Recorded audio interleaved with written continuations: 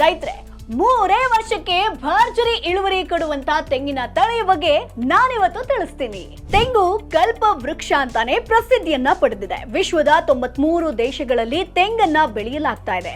ಇನ್ನು ಗಿಡ್ಡ ತಳಿಯಲ್ಲಿ ಚೌಘಾಟ್ ಕಿತ್ತಲೆ ಬಣ್ಣದ ಗಿಡ್ಡ ತಳಿ, ಗಂಗಾ ಬೊಂಡಂ ಹಾಗೆ ಮಲಯನ್ ಕುಳ್ಳನಿಯ ತಳಿ ಇದೆ. ಈ ಗಿಡ್ಡ ತಳಿಗಳು ಎಳನೀರು ಹಾಗೆ ಹೈಬ್ರಿಡ್ ತಳಿಗಳನ್ನ ಉತ್ಪಾದಿಸೋದಕ್ಕೆ ಜನ ಹೆಚ್ಚಾಗಿ ಬಳಸ್ತಾರೆ.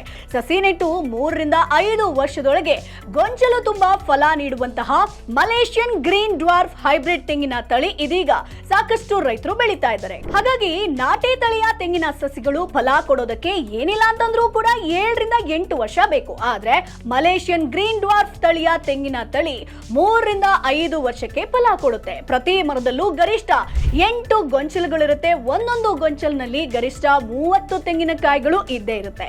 ಈ ಗಿಡ್ಡ ತಳಿಯ ಮರದ ಕಾಯಿಗಳನ್ನ ಎಳನೀರು, ಕೊಬ್ಬರಿ ಎಣ್ಣೆ ಉದ್ದೇಶಕ್ಕಾಗಿ ಬಳಕೆ ಮಾಡಬಹುದು. ಒಂದು ಕಾಯಿಯಲ್ಲಿ 700 ರಿಂದ 800 ml ಸಿಹಿಯಾದ ಎಳ್ನೀರು ಸಿಗುತ್ತೆ.